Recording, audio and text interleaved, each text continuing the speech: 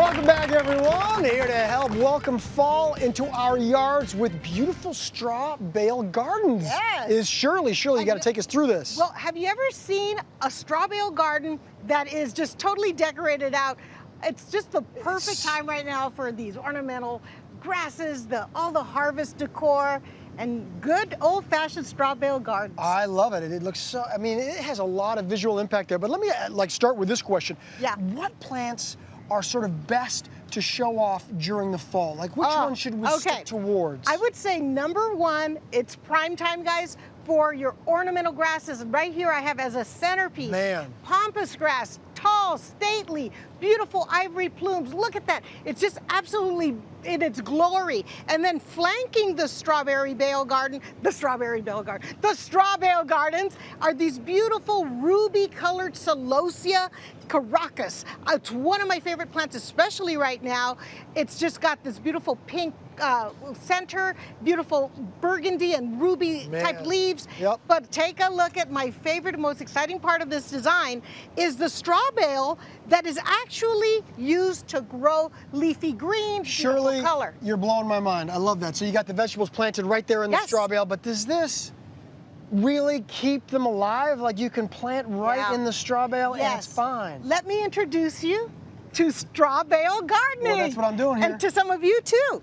Okay, so you go ahead. I want to show you? Okay, it's all about conditioning your straw bale. Right. And I've got a video here showing you exactly how simple it is.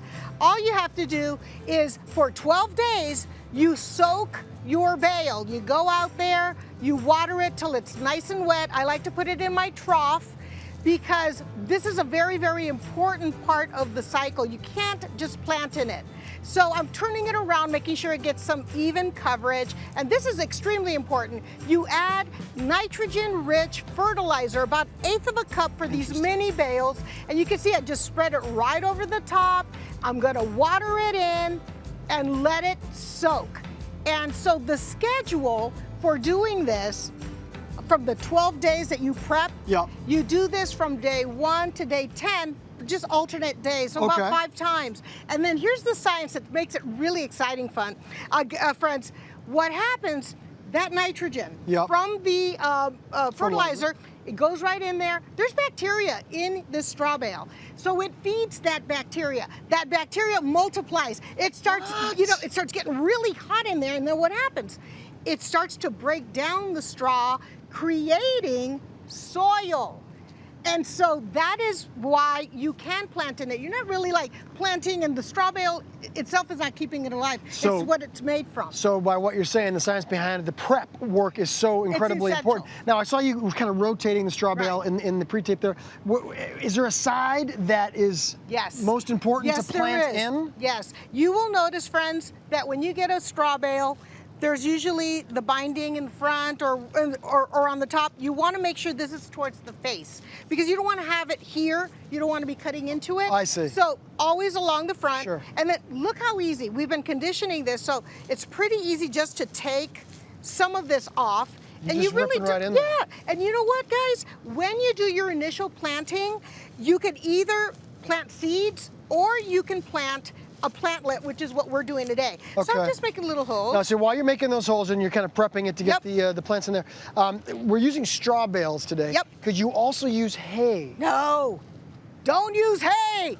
You know why? There's a difference. I'm serious. I'm sorry I asked. I'm very serious about this, friends, because hay happens to have lots of seeds in it. And so when you start fertilizing it and doing all this fun stuff that we're doing, it's just going to grow a bunch of weeds. So in the prep, you're just going to be growing weeds right out of the hay. That's right. So that's not going to do anything for you. That's right. But the straw is sterile, actually. Okay, so what are we doing here? Okay, I'm just adding a little bit of potting soil. Great. And then let's see. Let's start with, how about a little lettuce?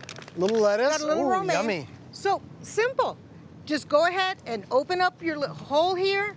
I feel like I should be helping, but you're so good at this. Well, you want to get dirty? No, I'm just going to watch. You look too cute to get dirty. Come on. That's okay. Shirley. Well, you know. Now, as you're planting, so you got some lettuce going in here. We've got some beautiful little flowers. Yeah, look at this marigold. Marigold. How long would someone expect these to last? How long does this garden, how long can you keep it going? Okay, you can keep this going roughly about 2 seasons. So right now, through the fall, spring, maybe another crop in springtime, and then, but here's the fun part. Yeah. Okay, so you use it up, you plant. What happens with this? It decomposes, and then what happens? You can take it, I swear, just shovel it, put it, it's gonna become compost. You see? Put it in the garden. There's no waste. Oh, no waste And it's at a all. raised garden, so you don't have to bend down. And So incredible, because I mean, it's got such a good visual. But thank you so much, Shirley. You got it. I love this. I love this. Of course, for full instructions, head to hallmarkchannel.com.